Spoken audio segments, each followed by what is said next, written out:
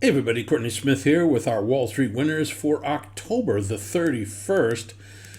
Well, I called the absolute low of this move. I hesitated the next day, but I've been solid bullish ever since. However, this rally is about to shake and bake a little bit. So, and I'm going to show you why. There's a couple of things that are showing some weakening of this bull market. Now, the bull market's in place.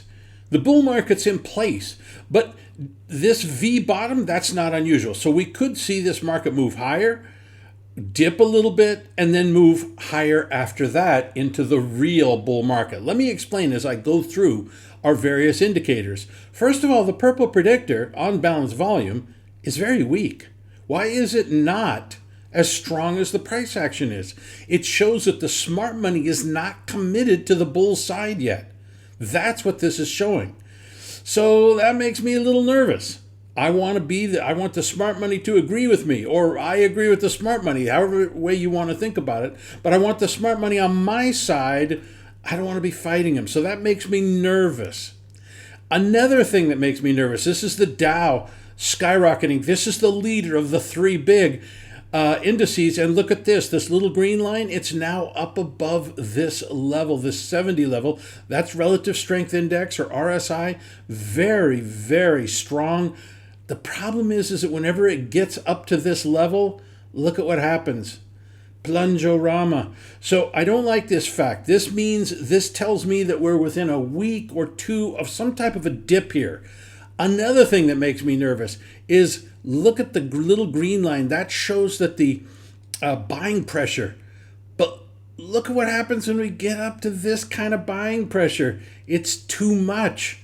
We're going to run out of gas up here. The bulls have taken over. There's no question that the bulls are running this market. And any dip in the market isn't going to be new selling. It's going to be bulls taking the quick profits that they've made from being a subscriber to Wall Street Winners. Just joking on that last part. But the point is, this type of buying pressure is unsustainable. Now, the black line is ADX. That shows that we're in a bull market. It's confirming that we're in a bull market. So there's no question that that's what's happening. But I think we're going to fade a little bit. Now, the NASDAQ still has yet to overcome these highs over here. You can see the purple predictor is also weak here. This is where the weakness is in the NASDAQ, not in the economically sensitive stocks that dominate the Dow. Now, seasonality.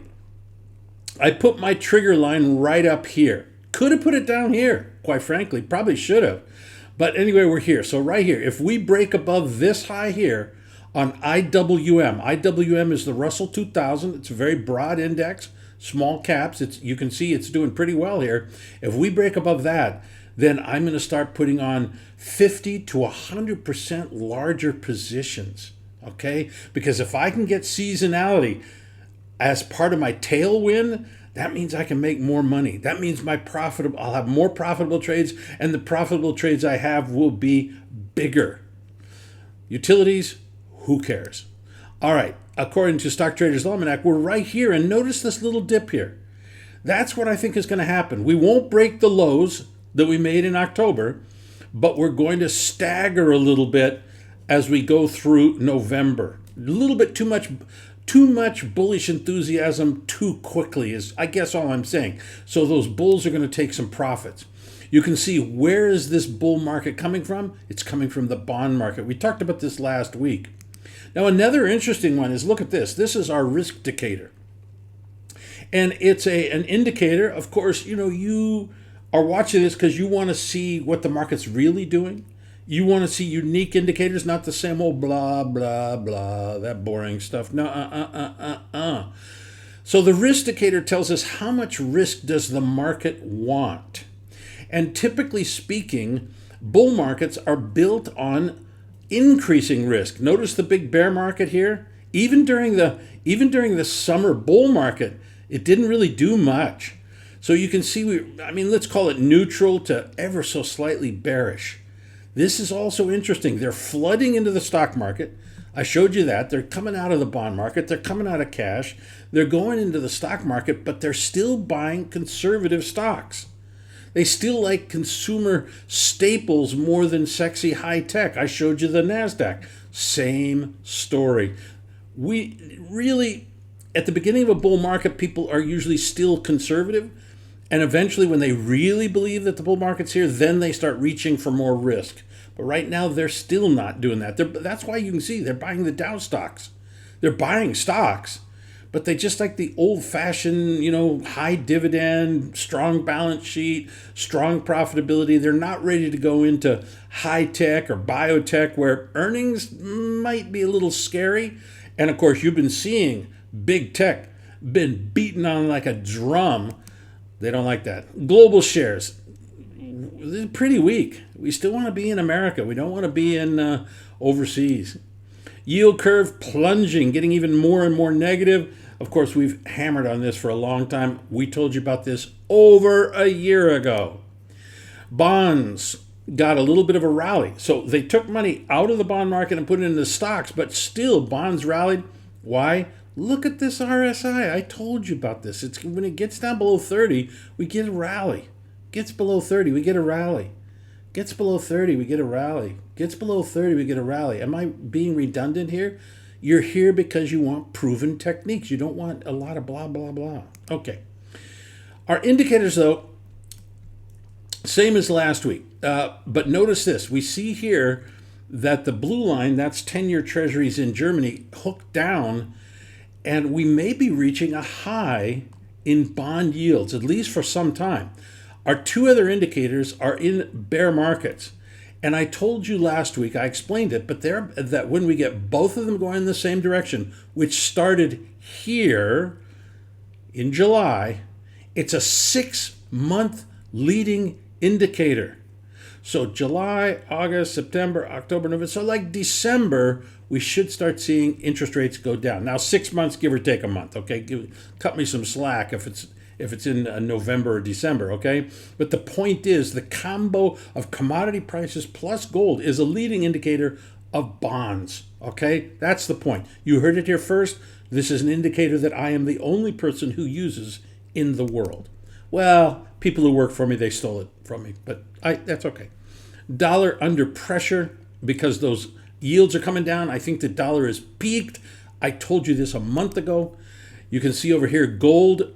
Wait a minute. If the dollar's under pressure, why is gold under pressure? That just shows you how weak this is. I mean, really. I guess we made it through wedding season and nobody wanted to buy any gold jewelry for their brides in India. I think that's what's going on here. The season's over, so the seasonal bullishness that usually takes place in August and September, it's gone, and now we're into seasonal bearishness and see you later, gold.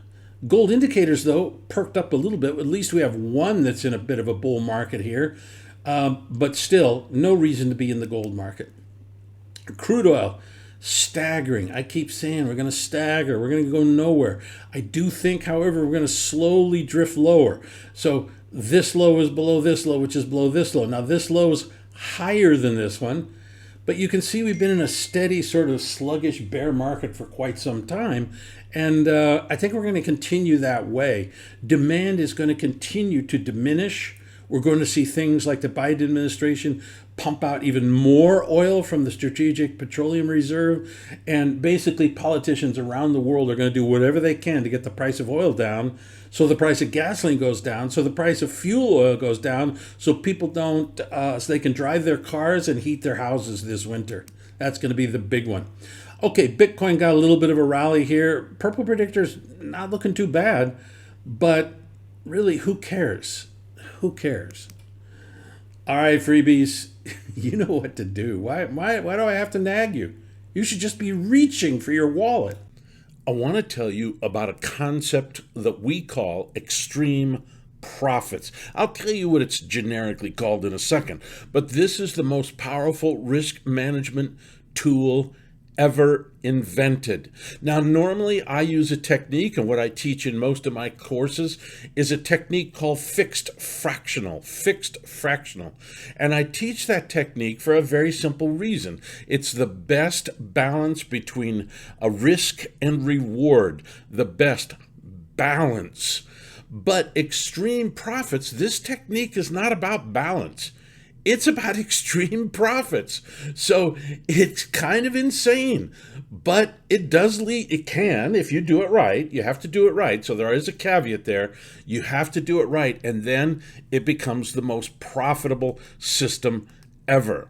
Now, this is based on research by John Kelly, who was a Bell Labs scientist, and it was perfected by my friend Ed Thorpe, who was the guy who really popularized card counting in blackjack. And it's called the Kelly formula. You can Google it and you can learn quite a bit about it online. And what the Kelly formula does, though, is it's not designed for this balance between risk and reward. It's designed to maximize profitability. Maximize profitability. So it turns risk management from a defensive weapon into an offensive weapon that you can wield to maximize profitability. Well, it's, nothing is for free. So the bad news with this technique is that there's much higher equity volatility. If you did it the way Kelly and Thorpe used it, you could see your account drop 50% in one day. Now, that's not the way I use it. I've completely modified it so that it's far more relaxed. Still higher equity volatility than I'd normally have and what I normally teach, but much less than the way it's taught by John Kelly, Ed Thorpe, etc. The good news, if done correctly, it can lead to dramatically higher profits. I said a second ago that you could lose 50% in one day. Yeah, but you could also double your account in a day as well. So, as you can see, it's dramatic in both directions, but do it correctly. Now, the Kelly formula was actually invented for as a formula, John Kelly, to how to get more information to go through a copper wire. He worked for Bell Labs, and so they were trying to figure out how to get more information to go through a copper wire.